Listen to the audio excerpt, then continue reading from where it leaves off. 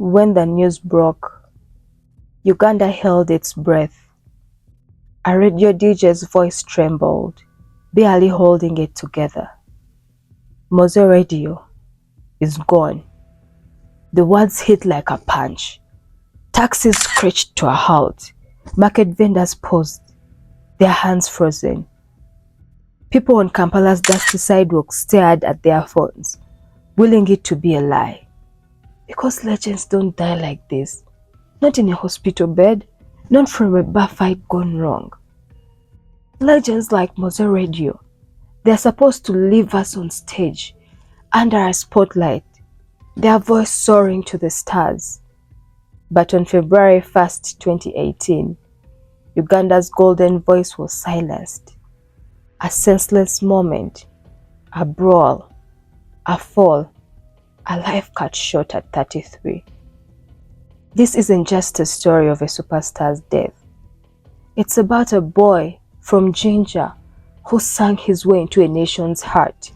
It's about a music scene where dreams and danger walk hand in hand. And it's about a country that's still searching for answers, still singing his songs, still asking, what really happened to Mowzey Radio?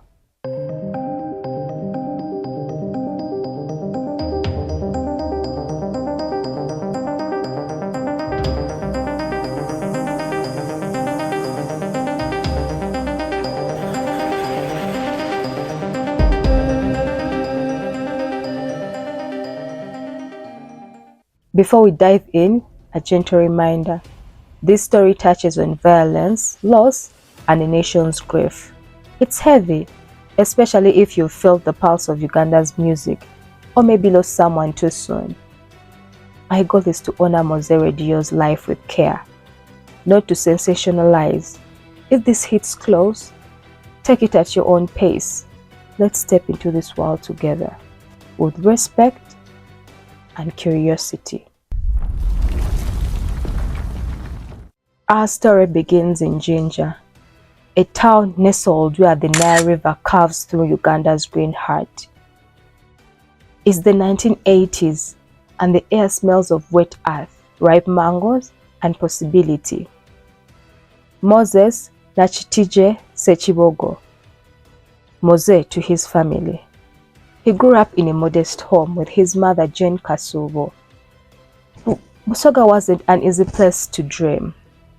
Money was tight, jobs were scarce, and hope was a luxury most couldn't afford.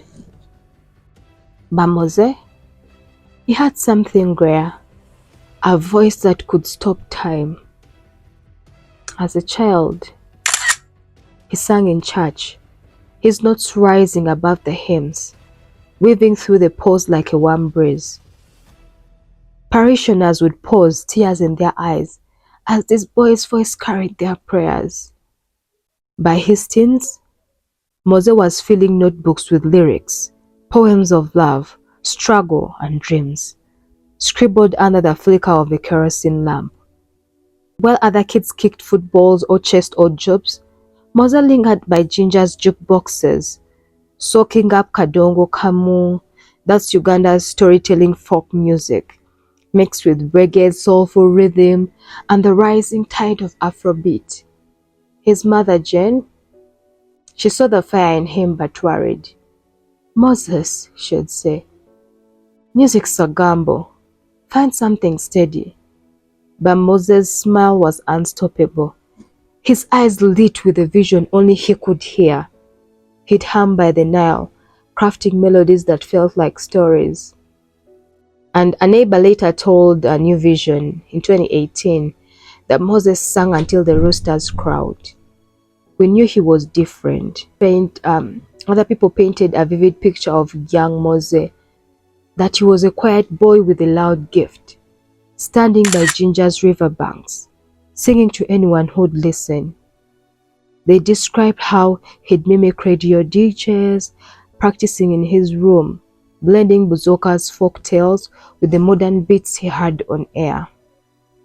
He drew inspiration from Uganda's music giants. By then, we had like Philly Lutaya's heartfelt ballads, Eli Wamala's Kadongo Kamu stories, But Mowzey wanted more.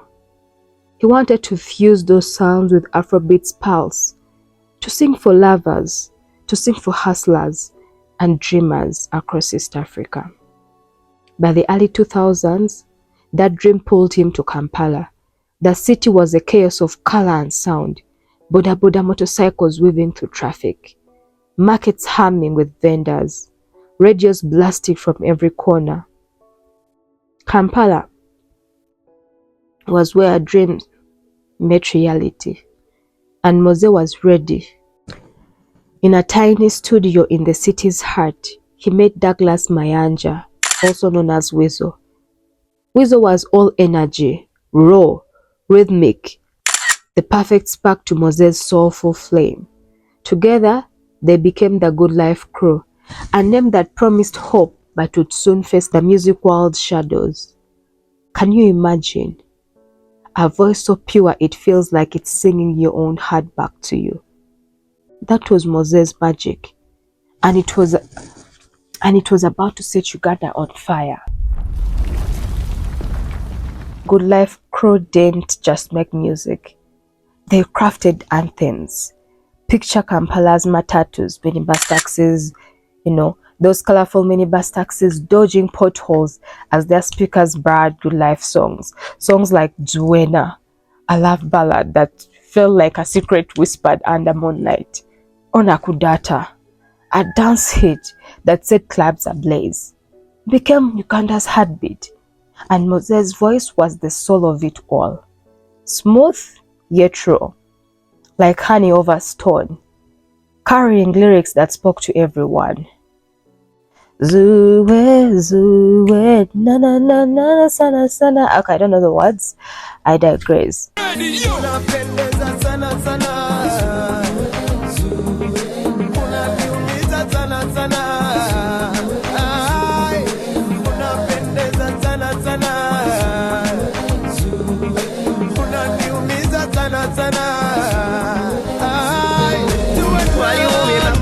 Baby nze chemanyi ebikuziba amaso tochampulira tochanesiga labo gitaddemu ebikwaso abogedde bingi bagala tukyawagane balaba bubi betuba babiri basaba awukane. Other people went on to describe how Good Life's early days were pure hustle.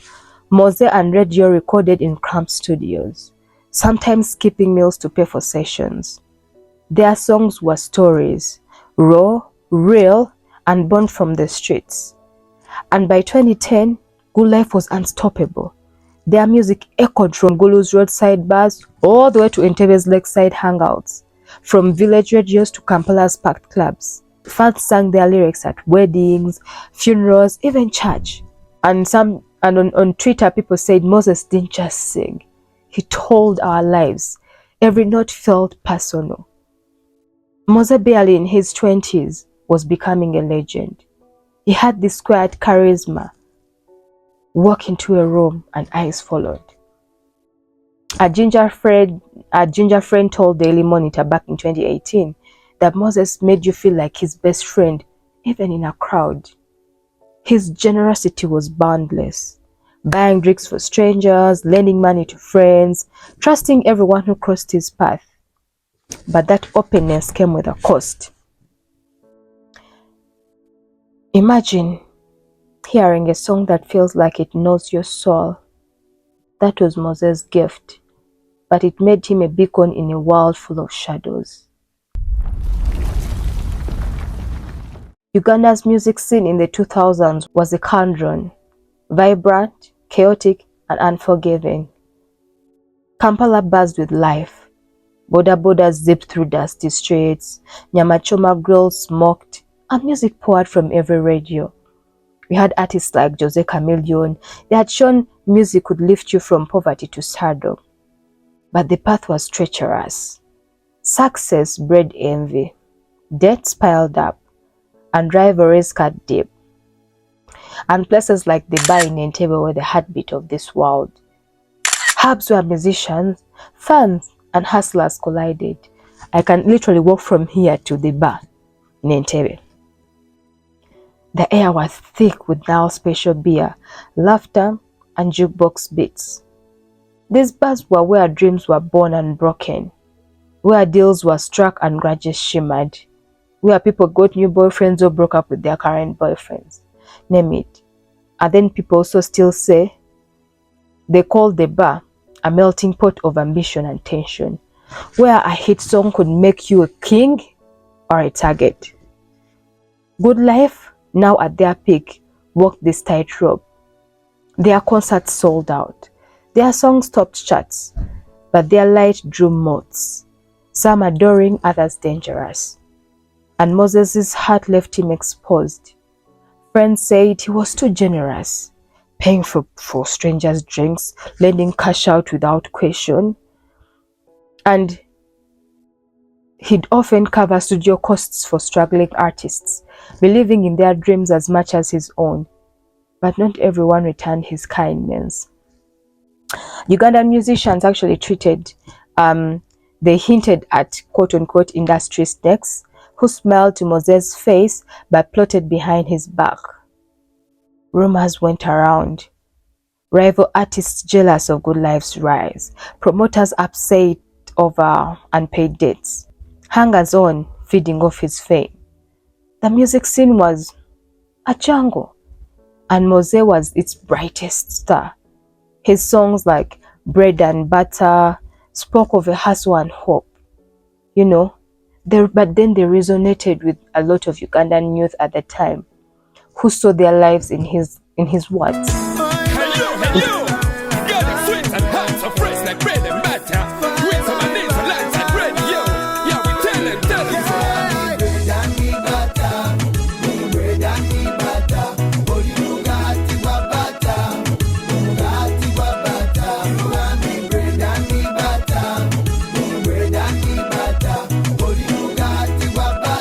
In 2017, there was a tweet from Sanyo FM where they said that Good Life's too big now, and not everyone likes that.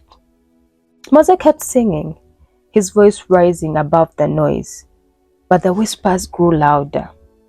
A 2018 Daily Monitor article mentioned a dispute with the Kampala producer over money owed with thousands of dollars. Okay, it's a claim.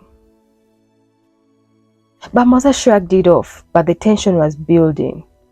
He wasn't naive. Friends said he'd laugh about enemies in the industry, but he believed his music could outshine the hate. His song ability was proof. I've got the ability, nobody can stop me. It was like a defiant anthem, blasting from every club in East Africa. But defiance couldn't protect him from what was coming. Can you feel it, like the weight of a dream too big for a world too small? Moses' star was rising, but the shadows were closing in as well. In 2013, Good Life crew hit a milestone that shook Uganda. They were nominated for a BET Award for Best International Act Africa.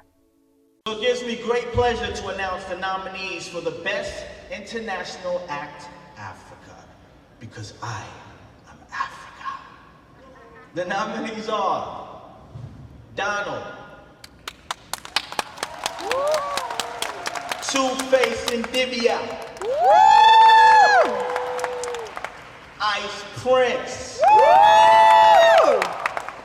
Toya Deleze, R2Bs, Radio and Weasel. The news set the country alight. Kampala streets buzzed, fans danced by Lake Victoria. The pride echoed from Jinja to Gulu to Arua, mentioned Tororo. They didn't win, but the nomination was historic. It put Uganda's music on the global stage. Billboard, reflecting in 2025, called it a turning point, opening doors to deals with Warner Brothers, Sony, and Coca-Cola. Mowzey and Weasel weren't just Ugandans, they were the world's. And then people also described the BET moment as Uganda's victory. It wasn't their victory alone as Good Life crew, it was Uganda's victory. Fans gathered in bars, watching the awards on grainy TVs, chanting Mowzey's name. But the spotlight brought pressure. Bigger deals meant bigger debts. New connections meant new risks. And some people said that nomination, it changed everything, but not always for the good. Mowzey's generosity didn't help either. He'd fund studio sessions, cover friends' bills, trust those drawn to his fame. Mowzey thought everyone to be family. He didn't see the knives, he didn't see the daggers. He's just too nice for some of these people. The global stage amplified his voice, but also exposed him more too. Good Life's music, now played from Nairobi to London, drew promoters, investors, and opportunists. Some wanted a share of their success, then while others wanted to dim it. There are these people that they were calling industry players.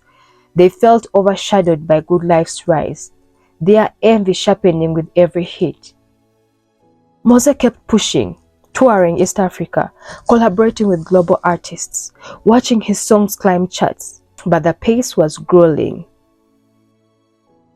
Because Mowzey looked tired, but he won't stop. That's what his mother Jane told New Vision in 2018. I begged Moses to rest, but he said, Mama, I'm building our future. That drive made him a legend, but it left him vulnerable. Imagine standing on the world stage, your voice echoing across continents, but feeling the weight of eyes watching, waiting. This is where the story turns cold. January 22nd, 2018. The bar in Entebbe. Actually, they changed the name, now it's called Irish Bar. A place Mowzey knew well. Lively, loud, filled with music and now special bottles clinking. He was there with friends, maybe unwinding after a tour, maybe celebrating, we can't know for sure. The air hummed with laughter, music playing, but something shifted. Voices rose. Over what? No one agrees, no one knows. Everyone just throws out whatever they think. They just said there was a heated exchange, possibly over a woman or a lingering grudge from the music scene. The details are really blur, like a story told through fog. Then, chaos. Witnesses said George Egesa, a bouncer, grabbed Mowzey and threw him to the ground. His head hit the floor, hard. The bar went quiet. The music swallowed by gasps. Blood pooled, and Mowzey was rushed to Emmanuel Medical Center, then in Zambia Hospital, and finally Case Clinic in Kampala. For 10 days, Uganda prayed. Fans held vigils by Lake Victoria, lighting candles, singing. Radios played his songs non-stop. But on February 1st of 2018, Mowzey Radio, just 33, was gone. A nation's heart breaking in one moment. The news was like a thunderclap. Clouds gathered outside Case Clinic, weeping, singing in the rain. And then other people posted online, Mowzey's gone, but his voice lives forever. Another user wrote, the music scene kinda feels empty. His mother Jane collapsed, her pain echoing across a country that loved her son. Weasel, his musical brother, fell silent, his world broken. But the story didn't end. Fans rejected the official narrative. A bar fight, an accident. It was like people started getting skeptic. Too many holes in the story. Mowzey was too big for this to be so random. Whispers of conspiracy spread. Some pointed to industrial rivals, others to unpaid debts, others to personal grudges. A 2018 New Vision article mentioned a woman, Pamela Musimire, who is allegedly tied to the argument. But her role is still unclear, so everything is fuzzy. Others spoke of a man seen with Mowzey that night, figures who vanished from the story. Why? No one knows. The police pinned it all on the bouncer, but the simplicity felt wrong. Jen told Daily Monitor in 2018, "My son didn't just fall. Someone took him from us." But what really happened in those fleeting moments? It's hard to know. By July 2020, the case reached Kampala High Court. George Egesa faced manslaughter charges for Mowzey's death. Fans packed the streets outside, chanting his name, holding signs, "Justice for Radio." But the trial was a maze of contradictions. Witnesses clashed. One called it a drunken scuffle, another hinted at a targeted attack. There was no correlation, no collision in any of the stories that happened. Some claimed Mowzey argued with the group before Egesa stepped in. Others said the bouncer had a motive, tied maybe to an unseen figure. Complicated. It was maybes. Medical reports confirmed the cause, a traumatic brain injury from the fall, but the why stayed out of reach. The trial faltered. Witnesses changed stories. Evidence was thin, and key figures, like the unnamed men, like from the earlier reports, they never surfaced. People online started claiming this trial is just a cover-up. Someone's protecting the truth. Egesa was convicted, that's the bouncer, and he was sentenced to 14 years. But still the verdict divided Uganda. I mean, people went on and kept on saying, "Oh, justice for..." People went on and were like, "Yeah, justice for Mowzey, we are happy." But then other people would comment, 14 years for a legend? That's nothing. That's not enough. The court didn't give me answers. "I still don't know why my son died," Jen told Daily Monitor in 2021. Fans kept searching, and Twitter buzzed. That time Twitter was buzzing with theories. Sanyo FM suggested the music promoter's grudge. Though no names was, put out there, so no names stuck. Others hinted on industry power plays and dates that haunted Mowzey. Some pointed to Uganda's music scene, where money and betrayal weren't uncommon. Others saw personal motives, jealousy, a deal gone sour, name it. A 2019 Daily Monitor article mentioned pressure on the police to close the case first. We need this case closed by this day and that day. It was fueling suspicion. Why? Why were stories inconsistent? Who are those men in the bar? The truth slipped away like a song fading into silence. Mowzey Radio's voice still rings across Uganda. The minibus taxis blast ability as when his songs still actually get played in the club a lot. I was recently at Irish bar, former, the bar he got injured at, and they're playing his music actually. A lot of young artists actually call him their muse. His foundation, run by his family, lifts up new talent, keeping his dream alive. Mowzey's songs still top charts, his music woven into Ugandan soul. Fans keep saying or tweeting, "Mowzey taught us to dream big." His voice is a heartbeat. They still say he gave a voice to a lot of Ugandan youth, blending love with stories of resilience.